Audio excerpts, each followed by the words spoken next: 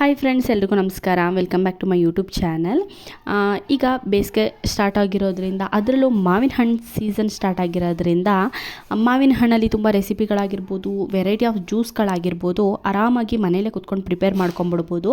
So ನಾನಿಲ್ಲಿ ಸಿಂಪಲ್ಲಾಗಿ, ರುಚಿಯಾಗಿ, ಟೇಸ್ಟಾಗಿ ತುಂಬಾ ಕಡಿಮೆ ಟೈಮಲ್ಲಿ ತುಂಬ ಕಡಿಮೆ ಇಂಗ್ರೀಡಿಯೆಂಟ್ನ ಬಳಸ್ಕೊಂಡು ಜ್ಯೂಸ್ ಮಾಡೋದನ್ನು ತಿಳಿಸ್ಕೊಡ್ತೀನಿ. ಹಾಗಾದರೆ ಬನ್ನಿ, ಈ ಮಾವಿನ ಹಣ್ಣು ಜ್ಯೂಸ್ ಮಾಡೋಕ್ಕೆ ಏನೇನು ಇಂಗ್ರೀಡಿಯೆಂಟ್ ಬೇಕಂತ ನೋಡ್ಕೊಂಡು ಬರೋಣ.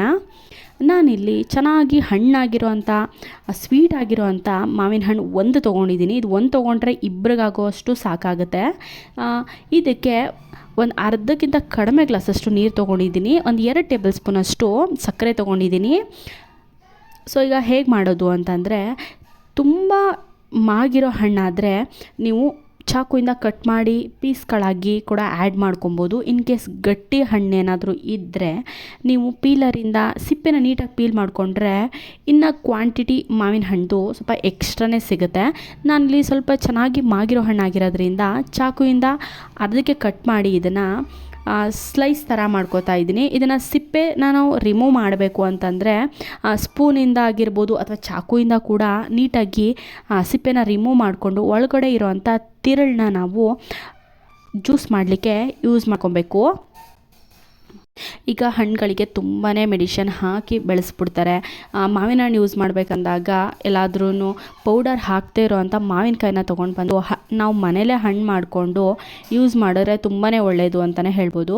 ನಾನೀಗ ಕಟ್ ಮಾಡ್ಕೊಂಡಿರೋವಂಥ ಮಾವಿನ ಹಣ್ಣು ಪೀಸ್ನ ಈ ಥರ ಸಣ್ಣ ಸಣ್ಣ ಪೀಸಾಗಿ ಚಾಕುವಿಂದ ಕಟ್ ಮಾಡ್ಕೋತಾ ಇದ್ದೀನಿ. ಈ ರೀತಿ ಮಾಡ್ಕೊಳ್ಳೋದ್ರಿಂದ ಸ್ಪೂನಿಂದ ನಾವು ತೆಗೆದು ನೀಟಾಗಿ ಜಾರಿಗೆ ಹಾಕೊಬೋದಂತ ಅಷ್ಟೇ. ಸ್ವೀಟ್ ಏನಾದ್ರು ಕಡಿಮೆ ಇತ್ತು ಅಂತಂದರೆ ಒಂದು ಪೀಸ್ ತಿಂದು ನೋಡಿ, ಸಕ್ಕರೆ ಕೂಡ ಸ್ವಲ್ಪ ಜಾಸ್ತಿ ಆ್ಯಡ್ ಮಾಡಿಕೊಂಡ್ರೆ ಸಾಕಾಗುತ್ತೆ. ಸೊ ಈಗ ಕಟ್ ಮಾಡ್ಕೊಂಡಿರೋಂಥ ಹಣ್ಣನ್ನು ನಾನು ಒಂದು ಸ್ಪೂನಿಂದ ಜಾರಿಗೆ ಆ್ಯಡ್ ಮಾಡ್ಕೋತಾ ಇದ್ದೀನಿ. ಇದ್ರ ಜೊತೆಗೆ ಶುಗರ್ ಮತ್ತು ಸ್ವಲ್ಪ ಒಂದು ಅರ್ಧ ಗ್ಲಾಸಷ್ಟು ನೀರನ್ನ ಆ್ಯಡ್ ಮಾಡಿ ಚೆನ್ನಾಗಿ ಫೈನ್ ಪೇಸ್ಟ್ ಮಾಡಿಕೊಂಡ್ರೆ ಈ ಜ್ಯೂಸು ರೆಡಿ ಆಗಿಬಿಡುತ್ತೆ. ನಿಮಗೆ ಇನ್ನು ಸ್ವಲ್ಪ ಟೇಸ್ಟ್ ಎಕ್ಸ್ಟ್ರಾ ಬೇಕು ಅಂತಂದರೆ ಡ್ರೈ ಫ್ರೂಟ್ಸ್ಗಳನ್ನೂ ಕೂಡ ಆ್ಯಡ್ ಮಾಡ್ಕೊಬೋದು. ಇಲ್ಲ ಐಸ್ ಕ್ರೀಮ್ನ ಕೂಡ ಆ್ಯಡ್ ಮಾಡಿಕೊಂಡು ನಾವು ಮಿಕ್ಸಿ ಮಾಡಿಕೊಂಡು ತುಂಬಾ ಟೇಸ್ಟು ಇನ್ನೂ ಚೆನ್ನಾಗಿರುತ್ತೆ. ಈ ಮಾವಿನ ಹಣ್ಣಲ್ಲಿ ವಿಟಮಿನ್ ಸಿ ತುಂಬಾ ಹೆಚ್ಚಾಗಿರುತ್ತೆ. ಇದ್ರ ಜೊತೆಗೆ ಮಾವಿನ ಹಣ್ಣಲ್ಲಿ ನಾರಿನಾಂಶ ತುಂಬ ಹೆಚ್ಚಾಗಿರೋದ್ರಿಂದ ಆದಷ್ಟು ಆರೋಗ್ಯ ಸಮಸ್ಯೆಗಳನ್ನ ಕೂಡ ಇದು ಸುಧಾರಿಸುತ್ತೆ. ಇದು ಜ್ಯೂಸು ಅಂತಲ್ಲ, ನಾವು ಯಾವುದೇ ರೀತಿಯಲ್ಲೂ ಈ ಮಾವಿನ ಹಣ್ಣು ಸೇವಿಸೋದ್ರಿಂದ ತುಂಬಾ ಬೆನಿಫಿಟ್ಸ್ ಇದೆ ಅಂತ ಹೇಳ್ತಾ ಇವತ್ತಿನ ವೀಡಿಯೋನ ನಾನು ಇಲ್ಲಿಗೆ ಎಂಡ್ ಮಾಡ್ತಾ ಇದ್ದೀನಿ. ಸೊ ತುಂಬಾ ಟೇಸ್ಟಾಗಿರುತ್ತೆ. ಯಾರೆಲ್ಲ ಟ್ರೈ ಮಾಡಿದ್ರೆ ಹೇಗೆ ಬಂದಿತ್ತು ಅಂತ ಕಮೆಂಟ್ ಸೆಕ್ಷನಲ್ಲಿ ಕಮೆಂಟ್ ಮಾಡಿ. ಇನ್ನೂ ಫ್ಲೇವರ್ ಬೇಕು ಅಂತಂದರೆ ಏಲಕ್ಕಿ ಕೂಡ ಆ್ಯಡ್ ಮಾಡ್ಕೊಳ್ಳಿ, ತುಂಬ ಚೆನ್ನಾಗಿರುತ್ತೆ. ನನ್ನ ಚಾನಲ್ನ ಸಬ್ಸ್ಕ್ರೈಬ್ ಮಾಡದೆ ನೋಡ್ತಾ ಇದ್ದರೆ ಪ್ಲೀಸ್ ನನ್ನ ಚಾನಲ್ನ ಸಬ್ಸ್ಕ್ರೈಬ್ ಮಾಡ್ಕೊಂಡು ನೋಡಿ.